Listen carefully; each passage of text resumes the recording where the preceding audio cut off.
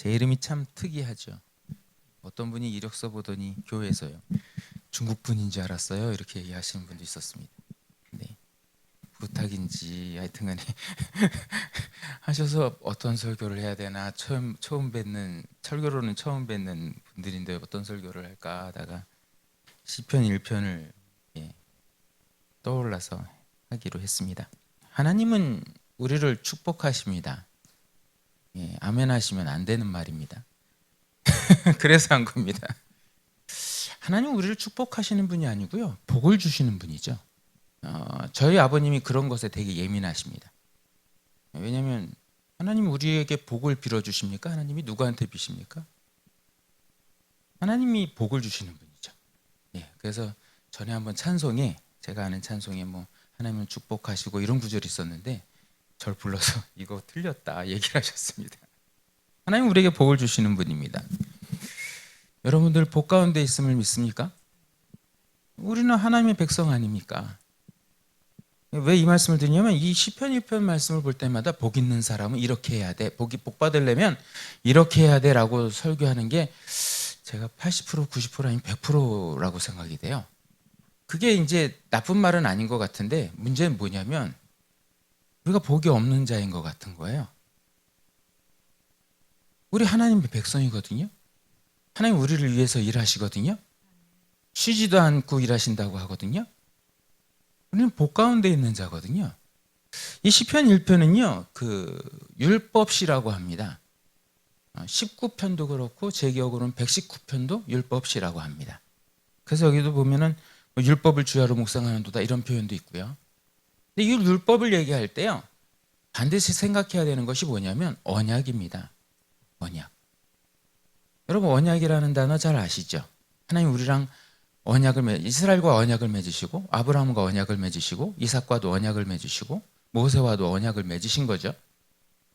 근데 언약의 내용이 뭡니까? 언약의 내용은 잘 모르시는 분들이 많아요. 정말 중요한 건 언약의 내용인데 언약 무슨 약속을 하셨지?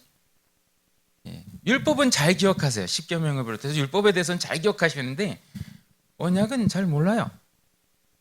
그 언약의 내용은요, 하나님이 우리 하나님이 되고 우리가 그의 백성 된다. 이게 언약의 내용이에요.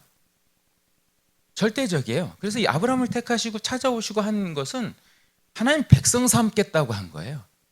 이스라엘 민족과 계속해서 언약을 갱신하고 한 이유는 그들을 하나님 백성 삼겠다고 하는 거예요. 예수님을 우리를 위해서 보내주셨다는 것도 우리를 죄를 대속하시기 위해서 십자가에 못 박혀 죽으시고 그와 부활 승천하신 모든 구속의 내용들은 하나님 백성 삼겠다는 거예요. 예수를 믿는 자마다. 그 백성을 위해서 하나님이 그의 하나님이 되고 우리는 그의 백성으로 살아가는데 하나님은 하나님으로서 역할을 하시는 거예요. 생명을 주시고 자원을 주시고 복 가운데 있다는 것을 알게 하시는 거죠, 사실은. 그런데 자꾸 복 받을 방법을 자꾸 얘기를 해요. 복 없는 자인 것처럼. 그게 큰 한계예요. 우리의 본질이 예수 그리스도 안에서 하나님 백성 되었단 말이에요. 그래서 하나님 우리를 위해서 일하시고 복 주시는 분으로서 항상 계시다고요. 그런데 문제는 우리가 이 땅에 살다 보니까 복 가운데 없는 것처럼 여겨져요. 왜냐, 이 세상은 죄가 들어와 있잖아요. 죄와 사망이 주장된 세상이잖아요. 아무리 선한 모습이 있어도 거기에 꼭 왜곡되어지고 변질되고 오염된 현상들이 항상 있잖아요. 왜냐, 죄와 사망이 주장되는 세상이기 때문에. 교회에서도 질투도 있고 이렇게 여러 가지 모습도 있잖아요. 부족한 다 죄악된 세상 안에 교회가 있기 때문에 그런 거예요. 하나님의 통치가 부족해서 그런 게 아니고요. 우리도 부족할 수 있지만 다 죄악된 세상에 사니까 우리도 왜곡되어지고 오염되다 보니까 하나님의 진리 안에, 생명 안에 풍성함으로 있지 못하는, 우리의 자원은 항상 한계가 있고 우리의 자원은 풍성하지 못하잖아요. 우리 재산도 부족하잖아요. 안 그렇습니까? 다 이 세상에 있기 때문에 그렇죠. 하나님의 풍성한 생명이 우리를 주장하고 계시긴 하지만 우리가 아직은 이 세상에 있기 때문에, 죄와 사망이 주장된 세상에 있기 때문에 박복한 느낌도 들 수는 있어요. 그런데 우리의 근본적인 자리는 하나님 백성이에요. 하나님 복 가운데 있는 자이고요. 기복신앙의 난점이죠. 기복신앙의 난점. 두 가지 정도로 얘기할 수 있을까요? 뭐 몇 가지로 얘기할 수 있는데 기복신앙의 난점은 올가매기 쉽죠. 예, 기복신앙은 복 받으려면 이 시편 1편 가지고도 올가매기 쉬워요. 예? 죄인의 길에 선 적이 있잖아요. 예? 하나님 복이 왜 없는 줄 알아? 축복을 못 받고 있는 이유가 뭔지 알아? 다 죄인의 길에 있기 때문이야. 얼마든지 얘기할 수 있죠. 올가매기 쉽죠. 내 탓하기 쉽고 여러분 탓하기 쉽고 그러면 기도 열심히 할 것 같고 근데 조금은 열심히 할 수 있을 것 같은데 하나님의 평안과 생명을 충만하게 누리기에 그 기쁨과 자유를 누리기에는 율법적인 것이 복음을 왜곡시키고 있어서 안타까운 거예요. 율법은요 언약의 백성으로서 살아갈 모습들에 대하여 가르쳐주고 있는 거예요. 그걸 언약과 관계해서 꼭 생각해야 돼요. 율법을 그냥 생각하시면 안 돼요. 거기에서는 정죄의 기능이 있어가지고 우리를 죄인이라고 계속 얘기를 해요. 그런데 우리는 예수 그리스도 보혈의 피 안에서 하나님 백성 되어졌고 의인된 자리에 우리가 서 있기 때문에 율법만 얘기하면 안 돼요. 그러니까 이 복 있는 사람은 하고서는 얼마나 귀한 말씀인데도 불구하고 이 말씀을 가지고 우리를 정죄하는 데 사용한다니까요. 죄인의 길에 있었잖아. 오만한 자의 거리에 있었잖아. 자리에 있었잖아. 맞아요. 그런 적 있는데 그래도 하나님의 백성으로서 복을 누리게 하신 자리에 우리가 있다고요. 여러분이 박복하다고요? 괜찮아요. 박복하더라도 나 하나님의 백성으로서 복 안에 있는 거야 라고 하면서 하나님의 선하심과 하나님의 자유 주심과 하나님의 기쁨 주심에 대하여 가난한 가운데 어려운 가운데도 그 안에서 담대하게 걸어가야 되는 거죠. 잊지 마십시오. 하나님 백성 되어진 자리에 얼마나 큰 기쁨과 풍성한 생명과 은혜와 자유와 충만함이 있는지를 놓치지 마십시오. 여러분들도 그러니까 생명을 위해 애쓰십시오. 우리는 생명의 발걸음을 걸어가는 거니까 애쓰십시오. 대신 하나님의 복과 은혜 속에 있다는 것을 잊지 마십시오.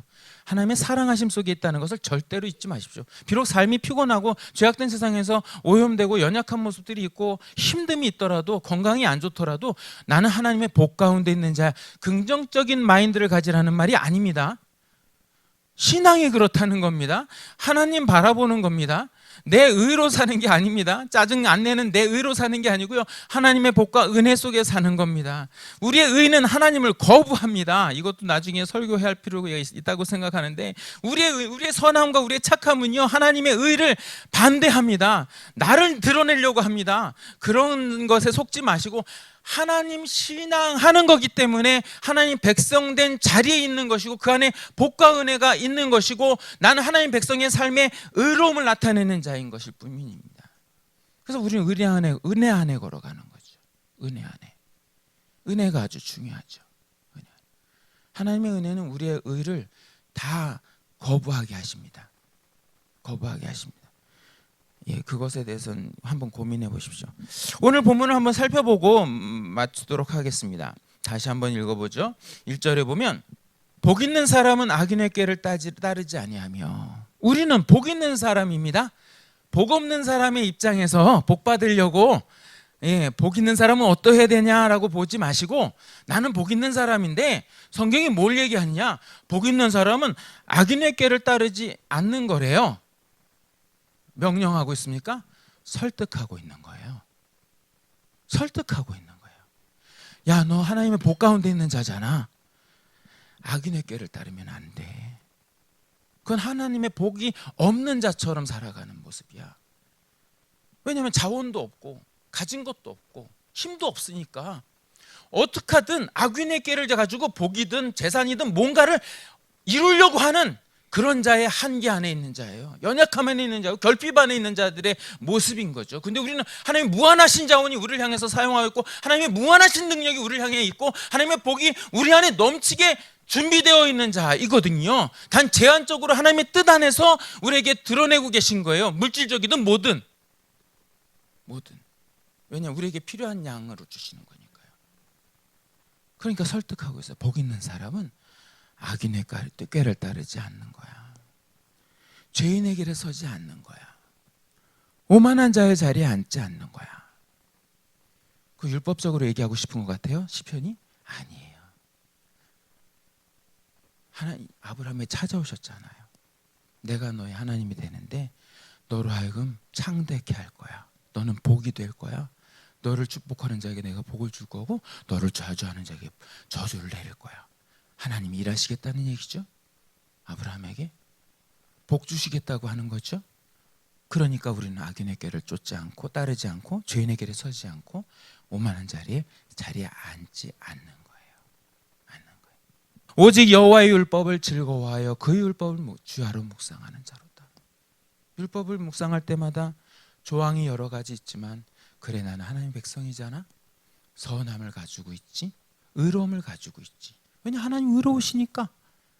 비록 내가 가끔 오만한 자리에 가기도 하고 뭐 죄인에게로 설지 모르지만 나는 다시 돌아와서 하나님의 백성의 자리 율법을 통해서 하나님의 백성임을 다시 한번 고백하고 예수 그리스도로 완성된 그 율법의 완성이 예수 안에서 의인되게 하신 그 놀라운 은혜 속에 있음을 기억하는 거죠. 기억하는 거예요. 오직 여호와의 율법을 즐거워하여 그 율법을 주야로 묵상하는 자로다. 율법주의를 얘기하는 게 아니라 어떻게 즐거워할 수 있죠? 율법을 즐거워할 수 있어요. 왜냐? 예수 그리스도로 성취된 하나님의 백성의 온전한 자, 의인된 자리로 우리를 부르셔서 그곳에서 여러분 하나님이 지금 여러분 예배하는데 어떻게 보실까요? 하나님이 가령 여기서 설교를 듣다 좋으셨어요. 하나님이 쟤는 나 예배하다가 졸았어 하고 보실까요? 여러분 여기서 설교 들으면서나 아니면 예배하면서 딴 생각 많이 하잖아요. 저도 딴 생각 많이 했거든요.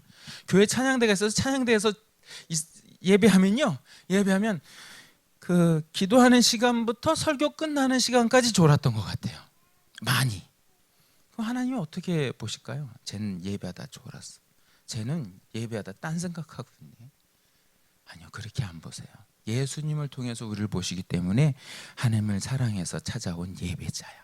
내 앞에 경배와 찬양을 하고 있는 거야. 비록 피곤해서 졸더라도 하나님 그렇게 보시려고 하지 않으세요. 하나님 백성으로 보고 싶고 예수 그리스도로 성취된 구원의 백성, 아름다운 하나님의 백성, 영광스러운 성도로 보기를 원하시는 분이라고요. 선하신 분이에요. 얼마나 선하신 분인데 왜 자꾸 율법을 통해서 졸았어. 아우 나는 왜 그랬을까 하고 주워받고 제가 일해 보니까요. 조는 이유가 더 있는 것 같아요. 너무 피곤해요. 일주일 내내 일하거든요. 토요일까지요. 그 이상으로도 하거든요. 집에 와서 또 설거지도 할 때도 있고요. 네. 그런데 하나님 좋으신 분이거든요. 그러니까 죄 지어도 된다는 얘기를 하고 있는 게 아니에요. 하나님이 얼마나 좋으신 분인 줄 아시라는 거예요. 여러분 얼마나 좋은 분이신지 알아야 되는데 왜 자꾸 하나님을 속 좁은 분으로 생각하고 왜 하나님을 자꾸 우리 째려보는 분으로 생각하고 하나님 보시는 우리의 삶을 감시하는 분으로만 생각하셔요. 다 아시죠? 보실 수 있으시죠? 모르시는 분이 아니죠. 그렇지만 하나님은 선하셔서 우리에게 은혜 베풀게 기뻐하시고 좋은 것으로 주시기를 원하시는 하나님이라니까요. 죄인의 길에 잠깐 섰다고 죄인으로 보지 않는다고요. 예수님을 통해서 의인으로 보신다고요. 근데 이제 이런 분 있죠. 예수 믿는다고 하는데 계속 죄인된 길에 계속 있으신 거예요. 그냥 그렇게 주장하시는 거예요. 삶이 다 그렇지, 세상 사람들이 다 그렇지, 그냥 그렇게 사는 거야. 그냥 사는 게 뭐 저한테 그런 요구들을 하시는 분들이 꽤 많기도 하셨죠. 세상의 이치대로 살아라 이렇게. 마음을 지키는데 평생을 지켜간 것 같기도 하거든요. 저는. 그런데 되짚어 봐야 돼요. 그렇게 사시는 분들은 과연 예수 믿고 있는 건가 이거예요. 예수님이 그런 삶 안 살았잖아요. 하나님 그런 삶 얘기하지 않으셨거든요. 괜찮다고 얘기하신 적도 없어요. 율법 어겨도 된다고 하신 적도 없고요. 죄인의 길에 계속 있어도 된다고 하신 적은 한 번도 없어요. 여기서도 분명히 얘기해요. 의인의 길과 악인의 길은 분명히 다르다라고 분명히 얘기하거든요. 근데 괜찮다고요? 과연 예수 믿고 계신 거예요? 이게 던져지는 거예요. 교회는 다녔고 예수 믿는다고 스스로 생각은 했을지 모르지만 과연 예수는 믿는 걸까? 여기에 대한 도전이 되는 거예요. 그래서 빨리 그 길을 벗어나기도 해야 되는 거예요. 율법적인 조항이 아니라 하나님 백성이니까 마땅히 나타나야 할 것은 거룩함과 의와 예수님 닮으면 선함을 가지고 살아가야 되는 삶인 거예요. 생명을 위해 일하셔야 되는 것을 가지고 있는 우리의 삶인 거예요. 그런데 괜찮다고요? 괜찮다고 하면 그거는 과연 의인인가? 하나님의 백성인가? 예수 그리스도 영접한 거 맞는가? 라는 질문이 던져지는 거거든요, 원래. 그래서 예수님이 그러셨잖아요. 내가 너희를 도무지 모른다. 그랬더니 주의 이름으로 병든 자를 고치고 주의 이름으로 뭐 이적을 나타내고 뭐 이런 얘기하지만 난 너희를 도무지 모른다 얘기하잖아요. 왜냐? 예수 그리스도 안에 있지 않았던 거예요, 원래는. 그러니까 수많은 성도들 중에, 수많은 목회자들 중에 그런 분들도 있을 수 있는 거죠. 저도 그럴 수 있고요. 우리는 끊임없이 바울처럼 질문해야 돼요. 과연 그리스도 안에 믿음 안에 있는가? 그 믿음 안에 있는 것을 끝까지 복음을 붙잡으려고 애쓴다. 바울도 그랬고요. 그러니까 악인의 꾀를 따른다든지 죄인의 길에 선다든지 오만한 자들의 자리에 앉는다는 건 우리에게 극복되어야 될 것인 거지 그냥 은근히 받아들여져야 될 것은 절대로 아니에요. 극복되어져야 되는 거예요. 여러분의 죄의 발걸음들도 극복되어져야 되고 하나님을 떠난 발걸음들도 극복되어져야 되고 예배 시간에 조는 것도 극복되어져야 되는 것이지 온전한 것은 될 수는 없죠. 그러나 하나님 앞에서 하나님의 선하심 앞에서 자유 속에 하나님이 그렇게 이루어 가실 거기 때문에 너무 부담스러워하지도 않으셔도 됩니다. 하나님 백성을 책임져 가시거든요. 목회자로 설교하고 가르치고 오랫동안 해봤는데 잘 안 되더라고요. 잘 안 돼요. 그래도 평안을 유지할 수 있었던 건 뭐냐면 우리 성도님들 째려보지 않고 미워하지 않을 수 있었던 것 중에 하나는 하나님 백성이야. 하나님 책임져 가실 거야. 내가 목회자로 말씀을 증거하고 잘 가르쳐드리고 좋은 모습을 보여드리면 되지. 그 이상의 내가 할 수 있는 것은 하나님의 통치를 믿고 바라보는 것이니까 하나님이 얼마나 좋으신 분인지를 설교하고 싶다라는 생각을 많이 했었습니다. 오직 여호와의 율법을 즐거워하여 그 율법을 주야로 묵상하는 자로다. 그곳에서 예수님을 발견하십시오. 그는 시냇가에 심은 나무가 철을 따라 열매를 맺으며, 이 비유를 들죠. 시냇가에 심은 나무에 대한 철을 따라 열매를 맺으며 그 잎사귀가 마르지 아니함 같으니 그가 하는 일이 모든 일이 다 형통하리로다. 형통에 대해서도 좀 말씀드리고 싶은데 어쨌거나 시간이 많이 가니까 그렇게는 안 하겠습니다. 근데 얼마나 푸르름에 대해서 생명이 있음에 대해서 예를 들었죠. 그 뒤에 이제 4절에 보면 악인은 그렇지 아니하며 오직 바람에 나는 겨와 같도다. 재미난 것은 맨 처음에 복 있는 사람은 했는데 그 다음에 복 없는 사람은 얘기하지 않고 악인은, 그러니까 복 있는 사람은 의인의 자리랑 같은 것으로 얘기하고 싶은 거예요. 그죠? 악인은 그렇지 아니하며 오직 바람에 나는 겨와 같도다. 이 겨라는 것이 원어적으로 어떤 표현인지 잘 모르겠습니다만 겨와 같도다. 우린 한국적인 상식 속에서 이해해보면 겨는 뭐 벼살 겉에 이렇게 쭉정이 이렇게 쭉정이가 아니라 이렇게 겉에 있는 껍데기라고 생각하시면 되겠죠. 말라비틀어져 있는. 근데 좀 이따가 이제 5절에 보면 그러므로 악인들은 심판을 견디지 못하며, 악인은 겨와 같다고 하는데 심판을 견디지 못한다고 하는 것은 그 상상을 해보니까 이제 뭐 불의 심판 이 정도로 생각해 보지 않을까. 왜냐하면 겨는 말라버려서 겨에 불 붙이면 확 타올랐다가 사라져 버리잖아요. 지푸라기처럼 막 확 타올랐다가 사라지는 것을 이해해 볼 수 있을 것 같아요.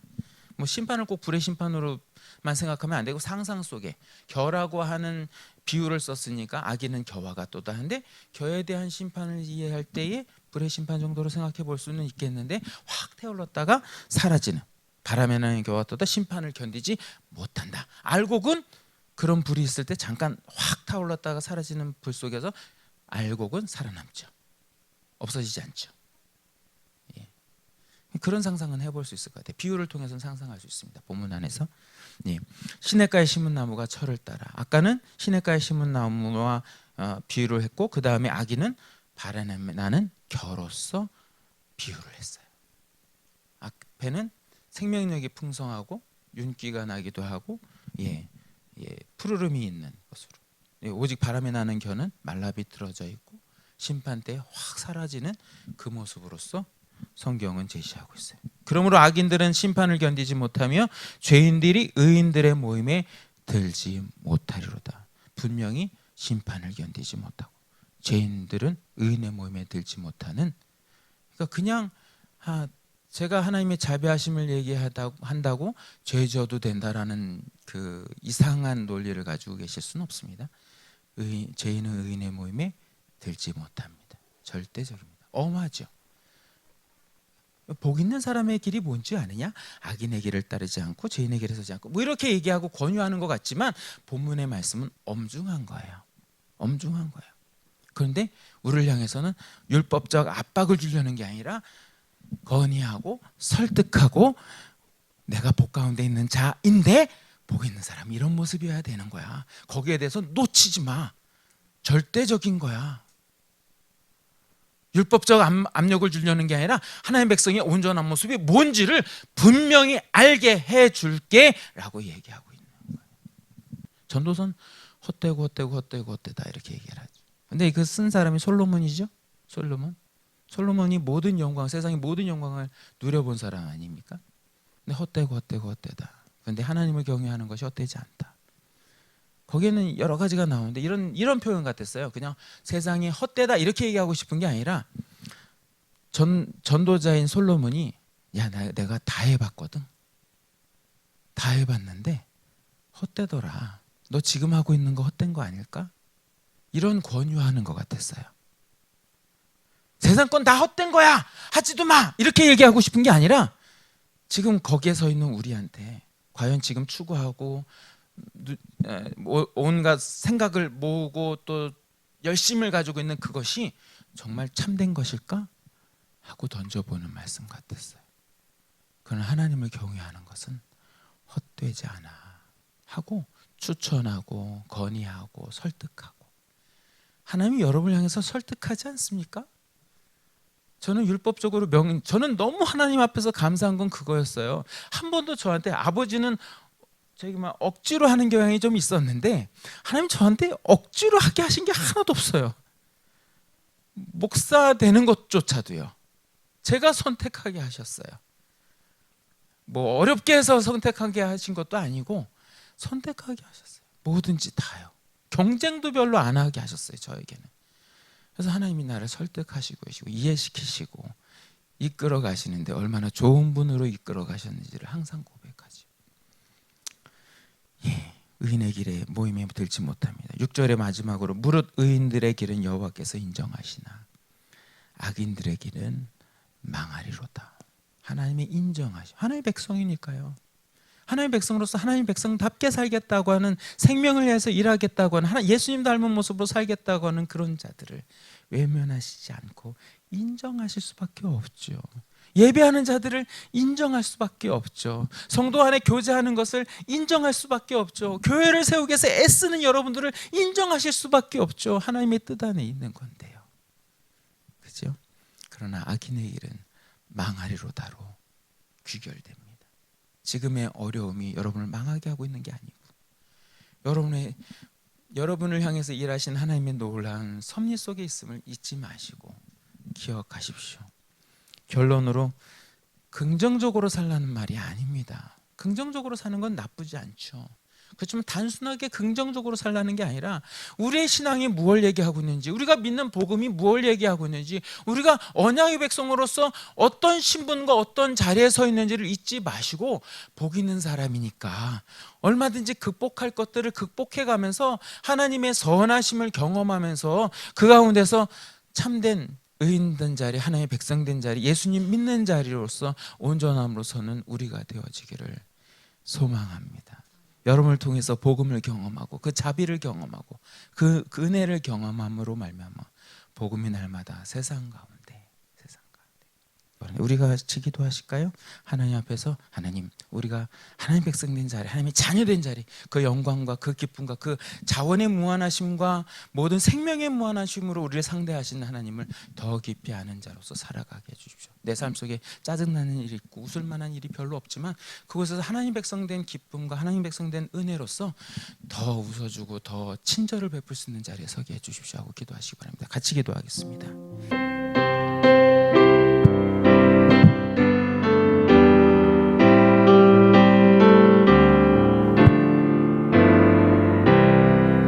그 크신 하나님의 사랑 말로 다 형용 못하네. 저 높고 높은 별을 넘어 이 낮고 낮은 땅 위에 죄범한 영혼 구하려 그 아들 보내사 화목제로 삼으시고 죄 용서하셨네. 하나님 크신 사랑은 증량다 못하며 영원히 변치 않는 사랑 성도여 찬양